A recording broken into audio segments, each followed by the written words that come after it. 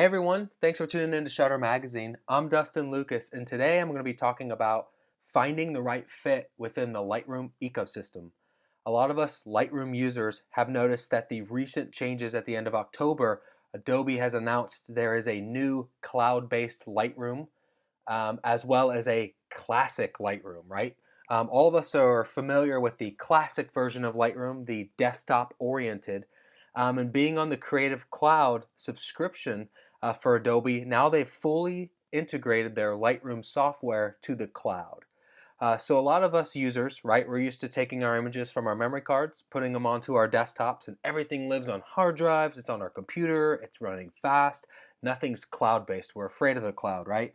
Well, I'm going to be talking to you about what's the right fit, whether you're getting into Lightroom today or you've been in Lightroom and you're looking to make possibly a transition or utilize more of a mobile workflow.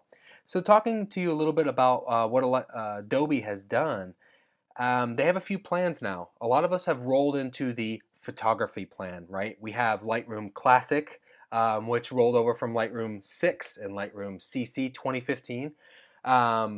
Just a real quick recap on what Lightroom's doing. More specifically, what Adobe's doing with Lightroom standalone versions is they've announced they're no longer offering a standalone version. So you Lightroom 6 users that have been non-subscription based, you can no longer purchase Lightroom. There will be no longer standalone versions of Lightroom. It's been that way for Photoshop for a while, so a lot of people adapted a while ago when they stopped offering standalone versions of Photoshop. You pay 10 bucks a month, you get Lightroom and Photoshop. It's a no-brainer. The photography plan gives you 20 gigs of cloud storage, nothing new there. You get Lightroom CC automatically within the photo plan. If you're looking for cloud storage, a lot of people have been either upgrading to the $20 plan, which gives you 1 terabyte of cloud storage. Not a lot for raw users. More plans are rolling out for Adobe. It looks like they're going to start offering 10 bucks per terabyte to add on beyond that. That hasn't launched just yet.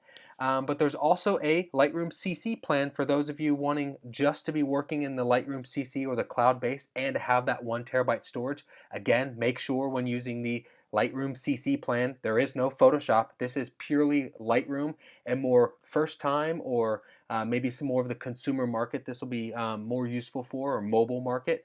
It seems Adobe's going after. But those are the big changes with Adobe. Let's get into Lightroom CC and see what it has to offer. After installing all of our new programs and updating our current ones, let's go ahead and open up Lightroom CC and see what it has to offer. Now remember, Lightroom CC is now a more mobile and cloud-based application. So as we open it up here, you'll notice quite a lot of changes. This doesn't look like the Lightroom I'm used to. On the left-hand side, we have the browse and sort of library-esque panel to the left. Again, modules are gone. Lightroom CC has done away with modules. On the left-hand side, we can add photos, browse, sort through our different files here. On the left-hand side, at the top, we have this interesting search bar. We'll get into that later on the aspects of how you can search for your files. On the right-hand side, all of our editing module. So everything is in this one screen, one place. I might say module just from my sort of brainwashed from the Lightroom side, the desktop side. So bear with me here, but on the right hand side we have a panel here for our editing purposes, and then we have some of our sorting options down here. Choose flags, we have rejected flags, stars, different ways to sort images. We kind of have our grid view going on here, which is great. But the way that Lightroom CC is working is it's a single application. So catalogs are gone, modules are gone. You're looking at your images here more in a single application, single place for you to view your images, edit your images, send them to your different social media platforms, sending them to your clients. So it's a very mobile. This is going to work really well on different tablets. It's going to work. I'm on a laptop here. It'll work well on your phones on the go. And be treated a lot more like Lightroom Mobile, but quite a lot more differences and flexibility in the workflow. Overall here, I imported 840 images from a wedding. The import process with a lot of raw files is rather slow. I tried to import about 5,000 images and the program froze on me. It's not necessarily that it couldn't handle it. It just kind of sat in this stall mode until it registered or indexed all 5,000 images and then started adding them to my Lightroom CC window here. So some things to think about. Not necessarily going to be for large raw based workflows. More or less, once you've selected the images, maybe done some editing in your desktop solution, you might be bringing them into Lightroom CC, or if you're shooting in JPEG, smaller sessions, or you don't shoot 5,000 images for a wedding, you're a much tighter shooter, more strict. This is going to offer a little more flexibility, more mobile. Just think about smaller volume at the moment for Lightroom CC at least, maybe just your selects or your keepers. But you do have some options in the preferences here, right? So when you bring images in, a lot of photographers, a lot of users are worried, well, I don't want my images going from my memory card to the cloud. Where's my backup? If my subscription based, if the pricing goes up and I don't want to pay Adobe anymore, do I lose all my raw files? I don't trust the cloud, right? All of these worries about having your images on the internet only for access. Of course, when you're bringing in images in, you can store them locally.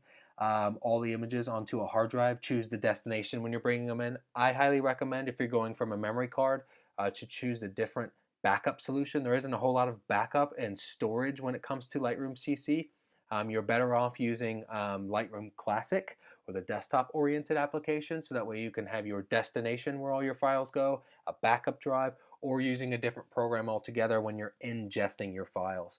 But here's the options in here to choose to store a local copy. If you're bringing your images directly from your cards and you decide, hey, I'm just going to go to one hard drive, store everything on the cloud, I don't need 10 hard drives hanging around my house, that's fine. Here's your option to click that on. To take effect, of course, we have to restart CC for this to go into effect. So once we do that, it'll restart our program, and then we're able to store directly onto our hard drive. Let's move into Lightroom Classic to see what's been added there. Now we can jump into Lightroom Classic. Now Lightroom Classic is going to be much more familiar to you. You're going to have modules, you have catalogs.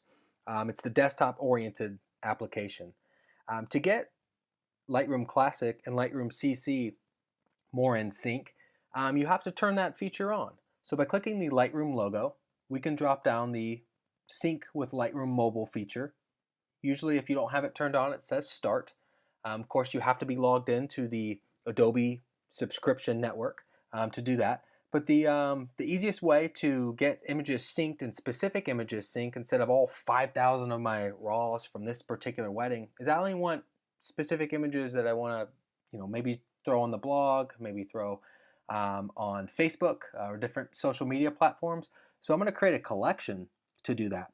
Well, what I've done is I've sunk all 841 selected images that I tend to or intend to deliver to the client. Those are the images that I've decided to put in this collection. By right-clicking on that, I can choose Sync with Lightroom Mobile. Well, all these images are already sunk, so if you're doing it for the first time, it may take a little while depending on your internet connection, your computer speed, things like that. But I want to show you how simple this is to work in my Lightroom Classic catalog, make any changes that I want to an image. So in this image here, it's going to show plus 40. If I jump into Lightroom CC, automatically see, okay, all the settings are the same. Great. How quick does it sync? How fast is it? Is it going to slow you down? It's pretty quick actually. So if I go ahead and hit exposure 0, it's automatically syncing this in my catalog. It's going to sync this photo. Now that's done. I jump into Lightroom CC and I see that, wow, it's doing nothing. Hasn't really changed anything. Where's the refresh button? Watching this in real time, I always sort of make sure it's synced, it's backed up, everything's good to go here. Boom, already done. So we're talking 10-15 seconds max.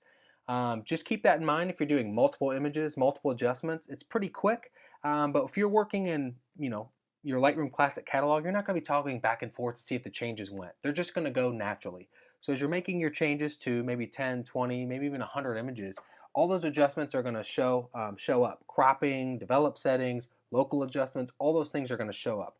What I really like about Lightroom CC is now I can jump into the Lightroom browser or the Lightroom web-based and see those exact same settings. So what I can do is I can click on my little cloud button here and click on Lightroom Web. I definitely recommend using Chrome for Lightroom Web. I tried Firefox and it seemed pretty glitchy and kind of slow. But what I can do is I'm automatically opening this up into Lightroom Web, browser-based Lightroom. That's pretty great.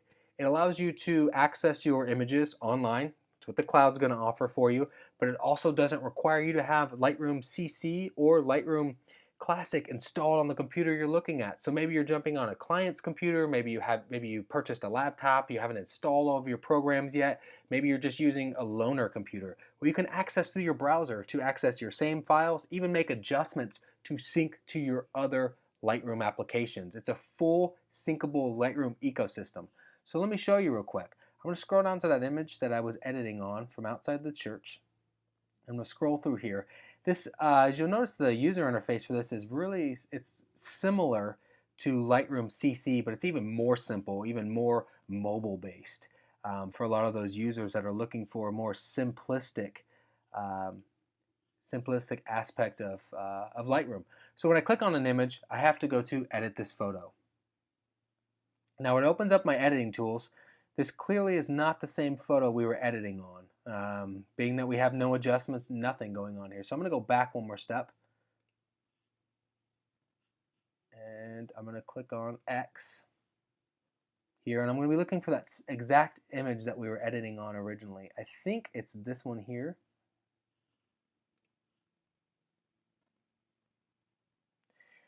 And as you see, if we toggle between these different images, we have the same adjustments here, which is pretty great. As you notice in the Lightroom Web, it's a much more simplistic. It has light and color, kind of pretty similar to when you're using your iOS editing or the different sort of categories they break these down to. Very simplistic, but again, syncability between your Lightroom ecosystem is essential, and this is how simple it is. Now that we've had an idea of how Lightroom Classic and Lightroom CC can work well together, or the syncability between both applications, let's look at Lightroom CC and the editing capabilities. So what I like about Lightroom CC is it breaks down the different panels of editing in a similar way to Lightroom Classic, but also integrating a little bit different terminology. So it starts right off the bat with this light section. So on the right hand side, we have our first edit option, which we hit E, opens it up. D gets us into single editing mode, but E gets us our edit panel. And so it starts with light. And adjusting the exposure, the contrast, the highlights, shadows, that all has to happen first before you even start to mess with color. So what I like is that they have same features, same naming as Lightroom Classic, right? Exposure down to black point, all my essential brightness and tonality sliders. Now I can jump down to color, so I have my temperature, tint, vibrance, and saturation. It groups all of those together. I see that's pretty common with a lot of editing software. You have the ability to turn your image black and white as well pretty quickly by just hitting the black and white button. In Lightroom Classic, you can hit V. That's not an option here to just quickly convert the file, but you have your option to convert to black and white. You also have your white point picker, and then a few predetermined options for white balance. Jumping down to this option here that we have for HSL, which is pretty great for Lightroom CC and Lightroom Classic users. We can click on Color Mixer, and it's going to allow us to adjust the hue, saturation, and luminance of each color. So still gives you some HSL options, which is great. You have your effects panel, which there is clarity, dehaze, and vignette available for you there in the effects panel. So they sort of they threw clarity down there with dehaze and vignette in your effects panel. Details, so you still have your optical distortion, lens distortion fixing. You can remove chromatic aberration. It's only a checkbox for chromatic aberration. Nothing too crazy there. You have your transform or your geometry tool here to start adjusting your image as well. Jumping down, we have the crop and straightening aspects as well. As you can see, we've cropped and straightened this image to give us a little bit cleaner of a composition. We have a healing brush. We have the adjustment brush, linear gradient, as well as the radial gradient tool to work with. So a lot of tools in Lightroom CC, a lot of simplicity, but a lot of the essential tools that you really need to work with. Something I noticed right out the gate, camera profiles are not accessible in Lightroom CC. However, if you're applying a camera profile in Lightroom Classic, it will show up in CC. Jumping over to Lightroom Web, it's an even more simplistic and a little more limited in its adjustments. So as you can see between Lightroom Mobile, our image looks a little bit punchier. Again, we're working in a browser, right? So your Google Chrome may be color managed differently than your Lightroom CC. I would assume so. But it's a little bit richer in color. Not a huge problem for me if I'm taking an image and I'm going to put it online. Probably might be a good idea to work on it in Lightroom Web to see what it's going to look like in the browser. So jumping back and forth, we have similar panels for editing. We have light and color, effects, and split toning. That's the limitations of Lightroom Web. So it's the core essentials for basic color correction and a little bit of creativity with split toning. You have some preset options as well as some cropping options here, but nothing too crazy with Lightroom Web. Lightroom CC does offer some presets as well and some different options that you can apply to your images. You have your presets module here at the bottom, quite a lot of presets. You can create a preset, so a lot more flexible in terms of editing.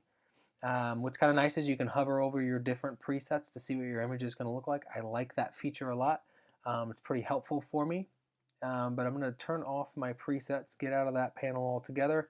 And that's basically it for the editing panel. A lot of features, but a lot simpler than the Lightroom Classic interface.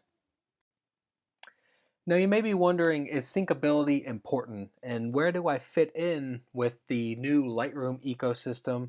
And what's the best workflow? Well, if you've been working in Lightroom, you've been used to the desktop version. I wouldn't fear Lightroom CC for its mobility and simplistic editing features, but I think understanding what each program can be used for, what the capabilities are, and also understanding how they can work together is super important.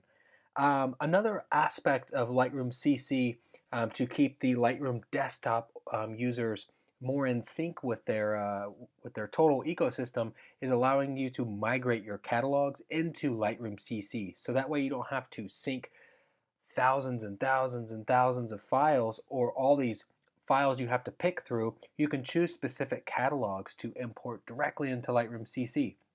So what we can do is we can open up Lightroom CC, go into the File menu and choose Migrate Lightroom Catalog. Now, a few things to remember when doing this is you have to have your original files connected to your catalog. You can't use smart previews, sorry. Another thing is you can only migrate the catalog once, because as you can see, it's telling us this right here in these prompts. Another thing too is it's going to turn off the sync feature for anybody working in Lightroom CC 2015 and 26.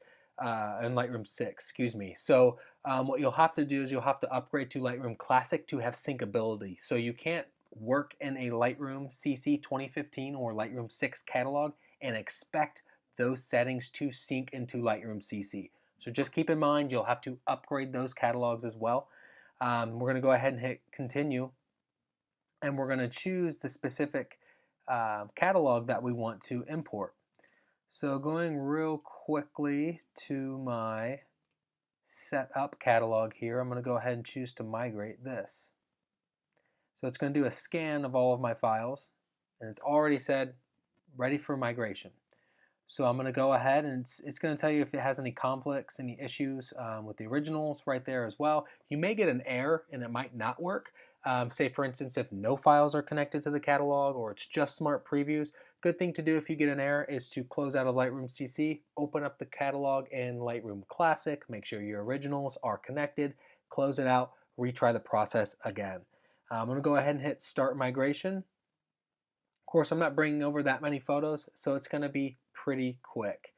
After it's complete, I can go back to my Browse section, drop down my different folders, and I can choose this specific catalog that I just imported. So it's going to show from Lightroom Mobile, these 20 images. It's going to be just these premiums that I brought over. Also, I can look at just now for recently added. This will show me the specific images I brought in. But there you have it. Pretty quick to migrate catalogs. Another feature to incorporate your Lightroom desktop images and your organization and the keywording that's been done in Lightroom Classic and bringing it into Lightroom CC for a little more overall universal workflow. Now, one thing you want to consider when migrating catalogs is it's going to take up cloud storage. What does that mean? It's going to store your originals in your cloud storage account, which means once you hit your maximum, you can no longer add images into Lightroom CC. Well, a better workflow option for those of you that have a lot of images and you're not necessarily interested in cloud storage, but you're just interested in the syncability between Lightroom CC and Lightroom Classic, is choosing the option to sync within Lightroom Classic. You can sync collections or sync specific folders to your Lightroom Classic, to your Lightroom CC application. So whenever we're doing that and we're choosing those images to sync here, they're not taking up any additional space in our Lightroom CC cloud storage. So if we go back to Lightroom CC, you'll notice that it's taking up space on my cloud. So just some things to keep in mind in terms of workflow and efficiency. Better off syncing images from Lightroom Classic than migrating them into Lightroom CC. Of course, you have both options. It's completely up to you, but from a storage standpoint, I think you're going to be better off syncing in Lightroom Classic for your specific images here. Now that we've talked about how to integrate Lightroom Classic and Lightroom CC together with syncing and migrating catalogs, let's look at Lightroom Web and how it works with Lightroom CC. So you'll notice that our images are syncing right now, and to access Lightroom Web, we typically just click on the Lightroom Web link here. Well, it doesn't do anything. So just to let you know, whenever Lightroom CC is syncing, Lightroom Web won't launch from this from Lightroom CC. So if you're wanting to launch Lightroom Web, you can pause syncing, and it's going to launch the Lightroom Web for you. Just a quick tip in the case you keep clicking on that link and nothing pops up, probably because it's syncing images. Of course, you want to let the sync complete so that way when you're opening it up directly into Lightroom Web, everything is up to date. But real quick, I want to go over a few things with Lightroom Web to show you the differences between the editing panel and some new features that are being implemented into Lightroom Web that the other versions in the Lightroom ecosystem don't have at the moment. So it's a little more experimental. We'll get into that into just a second. Here, I'm going to go to my image here that we've been kind of editing on. You'll notice when you click on an image, you have to go into the Edit This Photo panel. And something to remember is when you want to process an image inside of this panel, you have to save and exit. It's not something to where it's just in real time. You make an adjustment, the cloud accepts it, syncs it across the other versions of Lightroom, Lightroom CC and Lightroom Classic. And Lightroom Web, you have to actually exit and save. So you have to do that per image. Not very efficient if you're trying to move image to image. Again, Lightroom Web is going to be something for a quick edit, something maybe you're throwing online after you've done your final selects, maybe some, just some simple quick edits. It's not something you're necessarily going to want to sit down and edit multiple images in for efficiency. That's for Lightroom CC and certainly for Lightroom Classic for that heavier lifting. But jumping through in our adjust panel, it's pretty simple. We have our light, color, effects, and split toning. All of those features kind of more of like a basic panel, if you will, of Lightroom. The desktop version, Lightroom Classic. You have those options as well. You have some presets. Nothing real crazy about the presets. Not a big fan of the Lightroom Web presets. Obviously, it doesn't really show us what it's going to look like on our image. We have some cropping options. Of course, it's going to show the same straightening and cropping as we did from Lightroom CC. and Lightroom Classic, which is great. Our crops stay. So nothing too crazy going on with the editing panel. Again, if I exit and make any changes, it's going to ask me to exit and save the photo. I have some options to share and download, things of that nature. It's going to give me some information about this photo. So jumping back into our sort of browse view here, there's a few things that Lightroom Web as well as Lightroom CC offer, which I find to be quite interesting. The search feature, which is no longer searching for keywords, it's not searching for um, file name, folder names, things like that. You can actually search keywords and it'll utilize the information in the photo. What do I mean by that? Well, if I type in church, which is going to be common for a wedding here, go ahead and click enter, it's going to find a bunch of images where it has a church featured in it, which is pretty interesting. Now it's not going to grab all the photos, but it's going to do a pretty quick search of all of those different images that I have with the church in the background. If I type in sky, it's going to do another kind of similar feature here and show me a bunch of images with skies in it. I can click on the arch.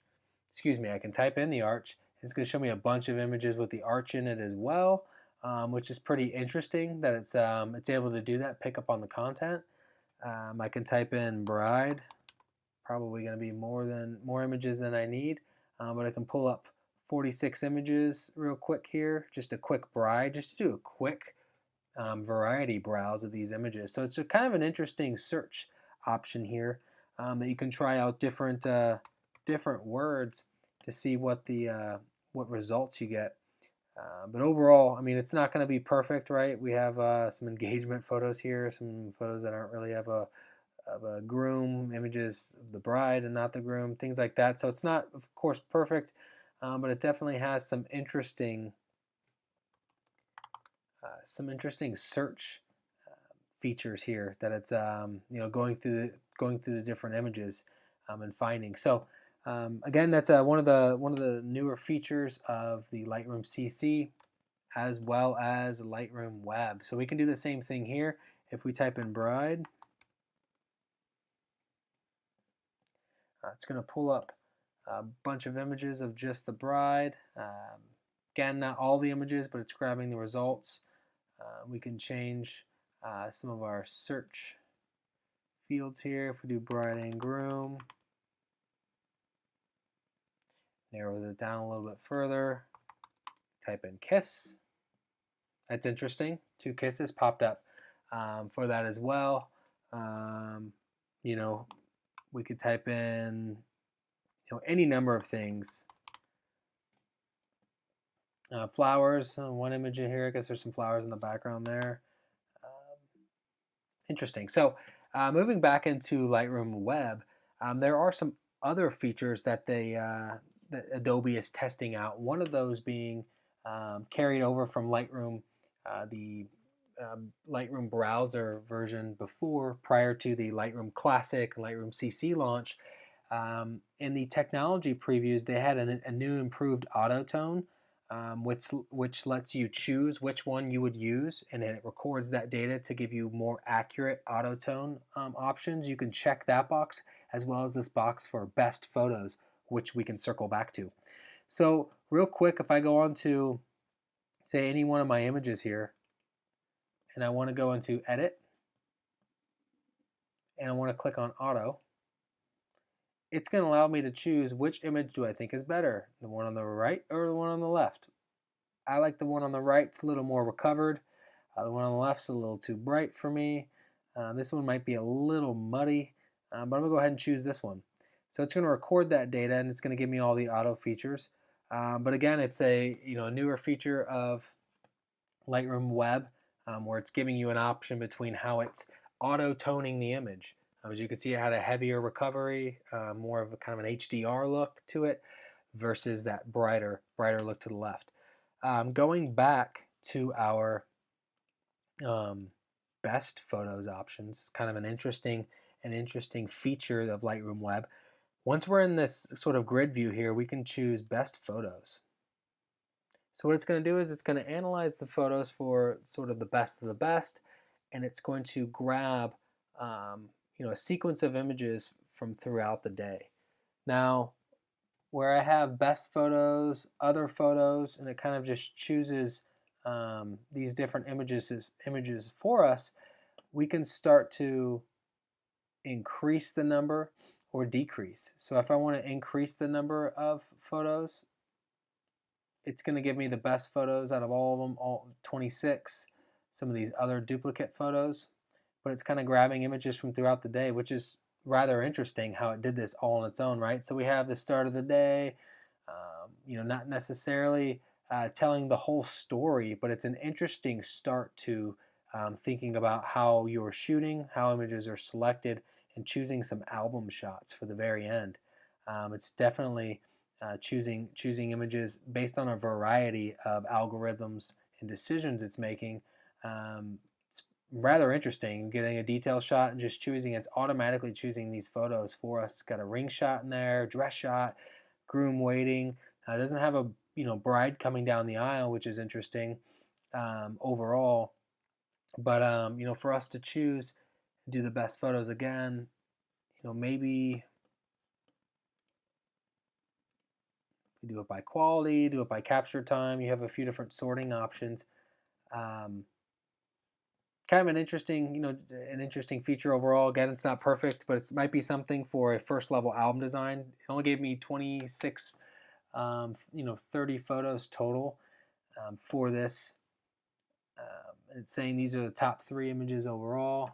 I don't know if I'd agree with that, but interesting feature altogether for Lightroom Web. It's something for you to check out. Now that we've gone through the new Lightroom ecosystem, what should we expect for the future? Well, we've already seen this big change with Adobe. They're saying no more standalone Lightroom, and they're forcing everyone to become subscription-based users, and everyone fears the cloud, right? Well, these are all questions and all fears that I have myself. I surround myself with Lightroom. I am a Lightroom Classic now, that's funny to say, user. I'm on my desktop and I'm using Lightroom Classic. Well, some things to think about. Lightroom Classic is here to stay. They're not moving to get rid of the desktop-oriented Lightroom. It's not going to be Lightroom CC. We're going to lose all these other features. Yes, I am a subscription-based user. I use Photoshop and Lightroom. Of course, I'm going to pay $10 a month for programs that used to cost me thousands of dollars. It's a no-brainer for me. The thing that I'm looking at is how I can use Lightroom CC from a business perspective, from an editing perspective, to create efficiency, to create even more access for clients, as well as Lightroom Web and some of these new sort of testing features that they're doing with the best photos and the auto toning. There's a lot of things that Lightroom's doing, from an innovative side. They're also creating some performance enhancements on Lightroom Classic. Again, there's some glitches. I'll get into that next month and dive into Lightroom Classic, the good, the bad, the ugly.